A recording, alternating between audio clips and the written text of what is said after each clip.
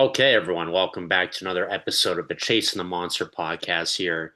I'm your host, David Karras, alongside my co host, Luis Gomez. We are here to recap the Red Sox series that just ended today against the San Diego Padres. Bit of a bummer of a series here. The Red Sox end up dropping two of three games here to San Diego, but hard fought series. Can't win every series. Me and Lewis were just talking right before we started recording. This is the first series loss for the Red Sox in 3 weeks, dating all the way back to that series in July against the Phillies. So it's tough to win every series. You're not going to be able to do that in baseball across a 6 month season. But Lewis, what are your initial takeaways with how this series went? How are you feeling after these last three games? I'm still feeling positive about this team. It was a series that it didn't go how we, it didn't go our way. You get me? That's part of baseball. I see a lot of fans going crazy right away, like, oh, we're bad, like we're bad again. No, that's part of baseball. We we've been hot. We've been winning a lot of series. Like you said, the last time we lost a series was 3 weeks ago. But the good thing about this is that it's not like we put up a fight. We put up a fight, and we didn't just give them the W. No, they had to fight for it. They had to put that really good bullpen. They had to use them. That was the only way they were gonna stop us. But you gotta the Padres do have a really good bullpen. I will say that, but we put up a fight, and now we could just leave Petco Park and put that in the past. So after this series against San Diego, the Red Sox record sits at 65 and 54. We're still second in the AL East, and we are currently 3 games behind Toronto. So we're just going to go through it like we always do, game by game here. First game in the series was game one on Friday night. Red Sox cruised to an easy victory 10-2. Yoshida and Abreu homered for Boston. Funnily, I shouldn't say funnily enough. Apologies to this player in advance, but Connor Wong even contributed in this game. He had a bases clearing double to pretty much put this game out of reach if it wasn't already out of reach by that point.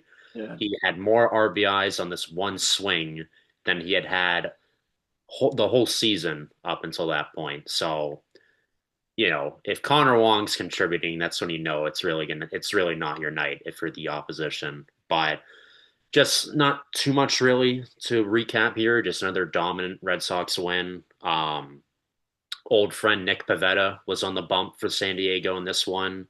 He got lit up. He only won 6 innings. He gave up 5 hits, 5 runs, and 3 walks. Walker Bueller on the other end did pretty solid again.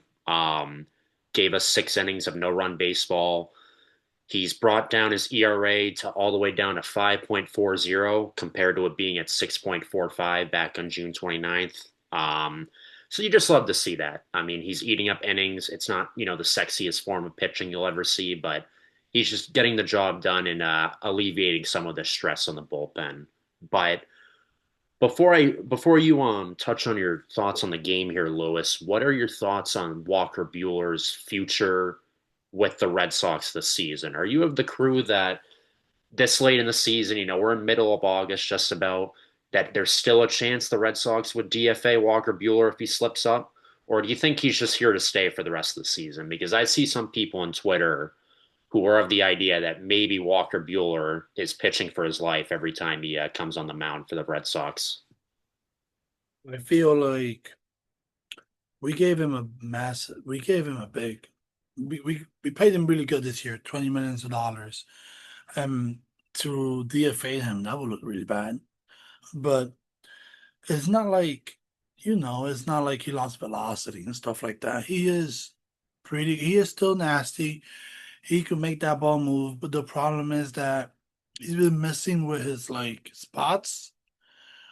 On Friday, he looked really better. He looked way better, and I don't know if you realize he kind of changed. He's not pitching from the wind up anymore. He's pitching like a reliever from the side. So made a big difference. Maybe it helped him in a way, but you see progress.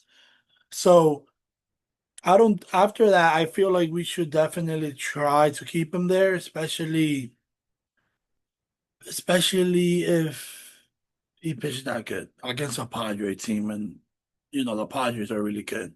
But he should definitely start pitching for his life, like how you mentioned it. Like if he doesn't want to get the FA, depends on how he performs. Because if he keeps performing, giving us at least 6 innings, and how he gave it to us on Friday, then he will be fine. But if he doesn't, I feel like he gotta go because we're trying to win here, and he's not gonna help us by performing really terrible. And I think that at this point in the season, like, why not just keep him for? I mean, it's a 1 year deal. Just why not just keep him for the rest of the season? And like, even if he continues to be hot and cold on the mound starting, just do what we sometimes have done in the past. Like, I don't know if you remember in 2021 with Garrett Richards, like, we just turned him into a long reliever, and he was actually a lot better out of the bullpen after we got him out of the starting rotation. So, hopefully we knock on wood anywhere there's wood. The Red Sox will make the playoffs this upcoming fall, but maybe there's a situation where Walker Bueller can come out of the bullpen in a playoff game and eat up innings for us, or come up clutch in the fifth, sixth, seventh innings of a game. And also, I mean, I don't know how much stock people watching this will take in prior history, but Walker Bueller is known to be a prime playoff performer. I mean, we all saw what he did last year in the playoffs with the Dodgers on the way to winning the World Series. So I'm all for just keeping Walker Bueller. Obviously, this contract is probably going to come out to be a miss but it was only a 1 year deal. Do you know I forget, is there an option included in the contract? Was there a club or team player option, or is this just a straight 1 year deal I for feel Bueller? it is a straight 1 year deal. That's what I thought too. Yeah. So like, if it just still, I don't think Bueller will be back next year, but it was a low risk, high reward signing, and like the risk is that what we're seeing right now, unfortunately. But if we want to cut ties in the winter, we can do just that. But before we move on to Saturday's game, do you have any other thoughts about how this game went, Lewis? It went really good. Pavetta, to be honest, kind of remind me of the Pavetta from last year. Like our Pavetta, you know what I mean? As a attacking Pavetta like that made me really happy because I never like watching Pavetta with us last year was just terrible. We try to figure him out. At some point, he was a bullpen guy.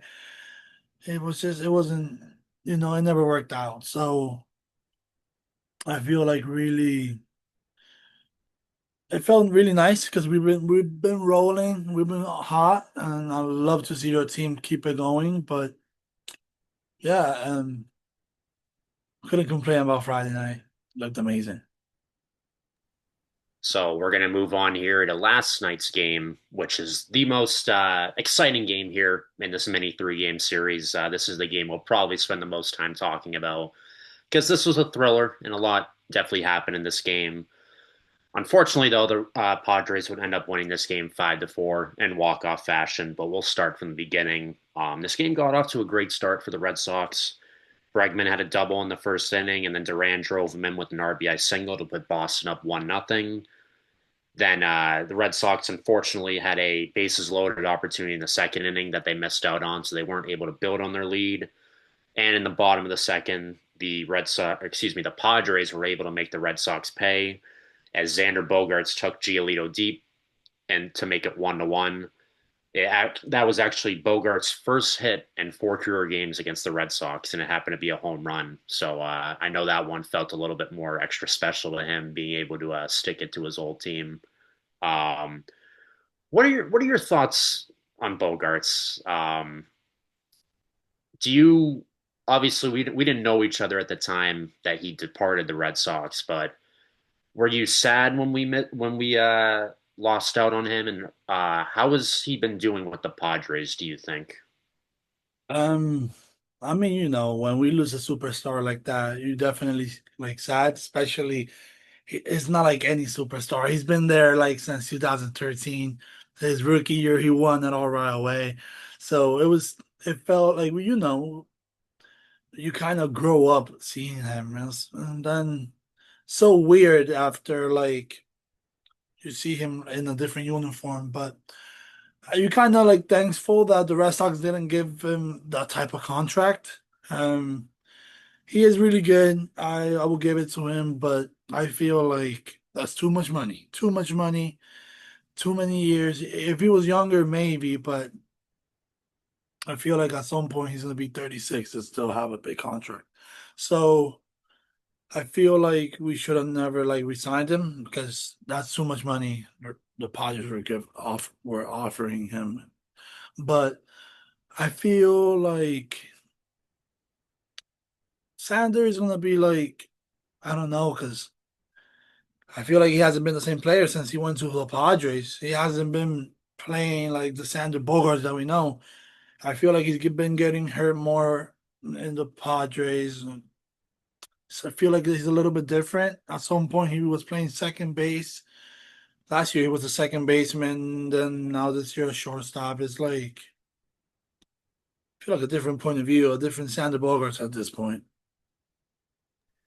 Yeah, so Xander Bogaerts is under contract until he is 41 years old for the San Diego Padres. So for me, that was kind of a tough one. I feel the same as you, though, where in the moment it stunk to lose Bogarts, but the Red Sox were very smart, and any team is very smart to not have given Yeah. out that contract because as much as I love the player, you got to separate the player from the business of the game, and that contract is going to go underwater very quickly because, as you said, Lewis, this guy's going to be 36, 37, 38, making almost 30 million a year, which just never ages well. Like you pay Yeah. that money at the time, knowing that that contract is not going to work out towards the end, but like it's really gonna hurt.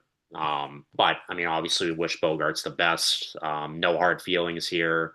Won two championships with us. He was a you know face of the franchise there for a little bit. Him and Devers manning that side of the infield. Those were some great times, and we'll always remember those.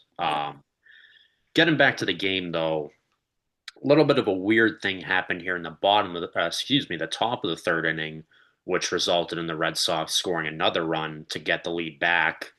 um, Duran was standing on third, and Machado had the ball in his glove. And Machado tried to pull off the hidden ball trick to see if Duran would step off the third base bag and tag him out. But the pitcher, Peralta, was on the bump or on the mound, acting like he was getting ready to throw a pitch. So, with all that going on, with him on the mound without the ball in his hand, that caused a balk. And because we had a runner on third, the runner was able to come in and score, being Duran. So a little bit of a weird uh, turn of events there for the Red Sox to take back the lead. But, it was just Machado trying to get a little bit too cute and Peralta maybe not knowing the rule there. But the Red Trying to Sox be too smart. right, exactly. And the Red Sox were able to take advantage of that. And then Yoshida in this third inning as well had a soft dribbler to the mound. Peralta threw home, and it was Story who was charging the plate, but the tag was not in time, so Story slid in safe, and the Red Sox were able to go up 3-1 in the third. Bottom of the third, Bogarts would get the best of Giolito again. He would drive in Luis Arias to make it 3-2. And then we had a great play in the bottom of the fourth inning here with Rafael at second, robbing Ramon Laureano of a hit. He laid out his whole body, dove to get the ball off a sharp grounder, and then made the play, retired Ramon Laureano at first. Just a great play from Rafael. I think we talked about this last time, Lewis, where Rafael just loves to play. He'll play anywhere you put him at. Like if we told him to grab a first baseman glove, he would just, go to first base if Cora He will needed him do it. to. Just love watching Rafaela play, especially in the field. I mean, just no matter where he plays, I have the utmost confidence that he'll be able to, save some runs for the Red Sox defensively. Where are you in terms? And I think we talked about this last time, but I'll ask you this question again. Where are you on this whole debate of Rafaela being a center fielder or should he be a second baseman? I feel like he will be good wherever you put him, but to have the best offense in the lineup, We gotta put him at second. Like Durant can't play second either. So I would love. I feel like Rafaela will be better in the outfield. Like he's quicker, faster, and better arm as well. But for the if you want to put the best lineup out there, we need him at second and Durant at center. And Durant, I feel like Durant is also playing better at center field and left field. But for now, I will keep him at second for now. And until this, I feel like at least we gotta finish the year with him at second. And whenever we give a day off to Durant, put him at center. Yeah, so I will do it like that for now. I do agree with you. As painful as it is for me to agree with that, because I just love having Rafael in center, but for now, I agree. If we have Rafael at second, that means that we're maximizing Abreu, Roman Anthony, and Duran in center, which gives us, I think, the best chance to win. But I'm 100% with you in the sense that this works for 2025, but 2026, I better not be seeing much of this because we have a log jam. It's a good problem to have. We have way too many good outfielders, but like that needs to be addressed in the winter. And like, I don't want Rafaela's glove being wasted at second base past 2025. But right now, the best chance to give us to win offensively and potentially defensively, I'd be willing to argue on that. But I think the best chance right now to keep winning and make sure you have Roman Anthony, Duran, and Abreu when we're facing righties in the lineup is Rafael at second. I 100% agree with that. So getting back to the game though, again, uh, Giolito got in a little bit of trouble here, and this would be his undoing in the bottom of the fifth inning. He would get the bases loaded, and then he would walk in 2 runs with the bases loaded, which would give the Padres the lead 4-3. Pretty rough night last night for Lucas Giolito. He only went 4 2/3 innings, giving up 5 hits, 4 earned runs, and then 6 walks. Really tough outing from him there. It is what it is. No one can be perfect. I think the production we've gotten from Giolito has been incredible this year, and the run he's been on this Yeah, whole summer has been great. So, that's gonna happen. these starts are going to happen, right? That's part of baseball. You cannot be perfect every game. Things are going to happen, especially things like that. I mean, he walked 4 people in a row. He has never done that in his career before, but it happens. I know it's going to be a tough one for everyone because you don't want to make the Padres like you don't want to give them the runs. You want to make them earn it. If they're going to take the lead, get the base hits. You get me? Let's make them get the base hits, but it's tough. It's part of baseball, but we cannot do nothing about it. Right now, if I'm Lucas, I would like he's a veteran. He probably gone through stuff like this similar before in his career. I would just, erase that, what happened, work on his mechanic, and focus on the next start because we need him. Right now, we're in the playoffs. We're number 2 in the wild card spot right now, so we need him. So try to erase that. What happened yesterday stays in the past and focus on the future. Because if we want to make the playoff, we need him. And then in the eighth inning here of this game, another weird situation happened where Hamilton tried to steal second, and he was originally called safe, but after further review, it was determined that he was out and that his hand came ever so slightly off that second base bag. But if you look a little bit closer at the review, it seemed like Bogarts may have unintentionally pushed his hand off the bag, but nothing came of that. The call stood as being out. Obviously, the Red Sox weren't happy about that. Again, I don't think it was intentional at all by Bogarts to try and do that, but that was a bit of a controversial call there. What were your thoughts on that? Do you think that that should have been ruled safe because Bogarts seemed to have pushed him off the bag, or do you think the umpires made the right call? As a Red Sox fan, I wanted it to go our way, but at that moment, I had to like go outside and refresh myself because that really got me pissed off. It really did. I thought they would have like, oh, okay, we gotta that happened, like we gotta give it to the Red Sox, and I feel like it does. I feel like it does. has to go like our way. It does have to, but trust me, I didn't enjoy that. I didn't enjoy that moment. I didn't, but it felt I felt like it should have.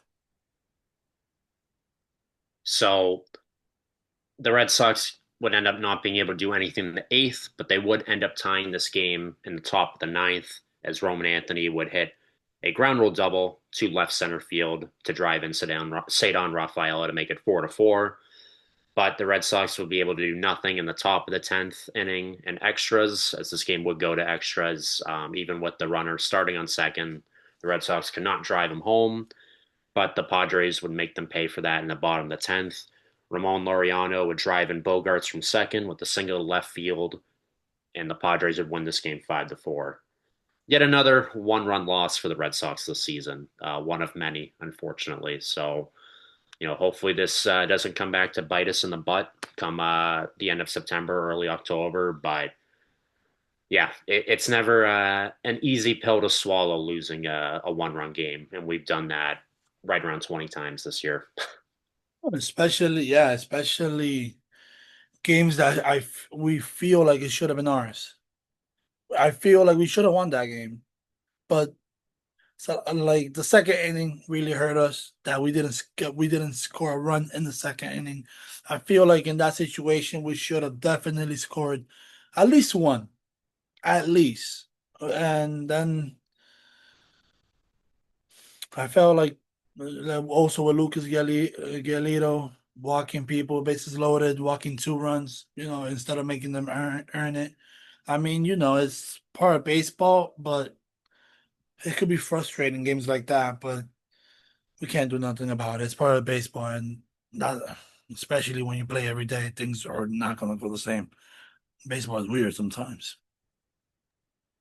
And then the Padres would end up winning the series today. They beat the Red Sox just actually a little over an hour ago by a score of 6-2. This game started off pretty slow. There wasn't really any scoring until the third inning. It wasn't until the bottom of the third when the Padres were able to jump out in front for good. With two outs, Freddie Fermin singled, and then Bayo hit Tatis with a pitch. And then Luis Arias hit a two-run double to left center to make it 2-0 in the third. Then the bottom of the fifth inning, Cronenworth for the Padres hit a bloop double to shallow left field. Then Fernando Tatis was able to drive him in with an RBI single to make it 3-0. Then bottom of the sixth, Machado singled and stole second. And our old friend Bogarts found the hole in left field as Roman Anthony couldn't get over in time. Another bloopy little dinky hit. Manny Machado scored, making it 4-0. Very next batter, Bayo walked, so the bases were loaded, and then that's when Cora made the decision to pull him. So this is another thing me and you were talking about, Lewis, right before we started recording. But the stat line doesn't look great for El Nino today. He went 5 and 2/3 innings, giving up 6 hits, 5 earned runs, 3 walks, and 7 strikeouts. But me and you, and probably plenty of others watching the game, probably agree that that stat line doesn't do him justice because I think he pitched a lot better than how that stat line looks. Like he just got unlucky with a lot of these hits falling in the perfect places for the Padres. Like the hardest hit ball I saw all day was that Arias two-run double in the very beginning. Everything else was just blue pits or grounders that just squeaked out of the infield or got past our diving infielders. So I don't think Bayo pitched that bad today. Oh, he pitched amazing. I mean, yeah. If you look at the stats, he didn't do that well in stats and like in the numbers and stuff. But like, it's not like they light him up. They were getting lucky with soft contact. Like, that's when you're a pitcher, that's what you want. But wow, I have never, we haven't seen those type of games in a while. Like soft contact and like doubles and base singles and like they got lucky with the Padres got lucky with that, and that's how you know that it was their day. When things are falling for the other team like that, there's nothing you could do about that either. Because Bayo was dominating them, but they weren't. When it's soft contact, that means that Bayo dominated them, but it wasn't falling. It was going the Padres way. I felt like everything from since Saturday to the last game. And that's why I'm very happy to leave San Diego and move on because that was a crazy. It was a little crazy. It was too crazy. And thankfully, I hope we're getting these games out of the way versus having these games happen to us if we make it to October. So we'd rather get them out of the way here in August versus that happen to us in October if we're able to make Yeah. it that far. Murphy would come in for Bayo, and he would walk in a run with the bases loaded, making it 5-0 Padres. The Red Sox would actually make it a little bit interesting in the top of the seventh. They would get the bases loaded with no outs. Romy Gonzalez grounded one to Bogarts at short, but Bogarts couldn't handle it and hopped into shallow center field. 2 runs would score, making it 5-2 San Diego. Bogarts was given an error on the play. And then the very next batter was Abreu, who singled to right field to load the bases back up, still with 0 outs. But this is kind of the kill shot in this game where the Red Sox weren't able to capitalize any further with the bases loaded, as Rafaela, Toro, who was pinch hitting for Wong, and Roman Anthony all struck out to end the 7th inning in a row. So that was our last big threat today to win or make some noise and climb back into this game. Padres, like I said earlier, would end up winning this one 6-2, taking the series by winning the last 2 games. But yeah, it feels like a missed opportunity to take a series win that we weren't going to win today. We could have won last night, and we could have had the 2 or 3 like we did against the Royals. But you can't win every series. That's baseball, and that's how these seasons go. So just try and do it all again in this next series against the Astros, which starts tomorrow. You got the Red Sox at 65 and 54, as I said, currently second in the AL East, and the Astros are going to be coming in this game at 66 and 52, first place in the AL West. Any other thoughts before we start to wrap up on how this series went against the Padres? Only because we lost a series against the Padres doesn't mean that we're bad or like, oh, we're back. Oh, we're back to being bad again. No, that's part of baseball. Especially you saw that game today and also yesterday. It wasn't our series. It wasn't. When you saw that we still put up a fight, that's what matters. And it wasn't like they light us up. It wasn't like that. We make them earn the win. But it was a good experience because that's a really good bullpen. That's a really good playoff team, and that actually helps more to see them as well because those that's one of the best bullpen in the big leagues right now, and pitching as well. But yeah, I'm ready to move on from that until next year, Padres, and let's keep it rolling with the Astros. Yeah, and quick shout out to I'll give my flowers to Dylan Cease today on the Padres. He went end of the 7th inning. He couldn't get an out in that 7th inning, but those first 6 innings he was absolute nails. His official stat line was 6 innings, 6+ innings pitched, 4 hits, 1 earned run, 2 walks, and 7 strikeouts. So tip my cap to him. What are your series predictions here as we start to wrap up against the Astros? We have a 3 game slate. We got Crochet versus Javier tomorrow night, Dustin May versus Arrighetti on Tuesday night, and in the series finale, it's Walker Bueller versus Brown of the Astros on Wednesday. How do you think this series upcoming against Houston is going to go? I feel like we're gonna win this series, and probably, at the end of the day, what matters is to win the series, get 2 out of the 3. But I'm gonna focus on, we gotta focus on the game by game. So I feel like game one we're gonna win. We got our ace, and my opinion, the number one pitcher in the in the American League. I feel like he's gonna put on the show, and we're gonna grab the W. Game two, I saw their pitcher. And if it's because of ERA, he's not that good. I have to look more into details about him, but he has like ERA in 5. So I feel like we're a team that are really talented and we got a really good offense. and we should definitely light up that pitcher. If but you never know. You know how baseball is. But I feel like we should definitely get that W. And game 3 is Walker Bueller against Brown. You said right. Yeah, So the to be honest, Brown is an amazing pitcher, but if Walker Bueller could give us a solid outing like he gave us the last time, we should be fine. At least it should be a close game. There's a pitching matchup, but Walker Bueller gotta perform like how he did last time. And for game 2, Dustin May, hopefully we see something better on him with that nasty cutter that he got, and hopefully the Red Sox try to figure some things out with him. Hopefully,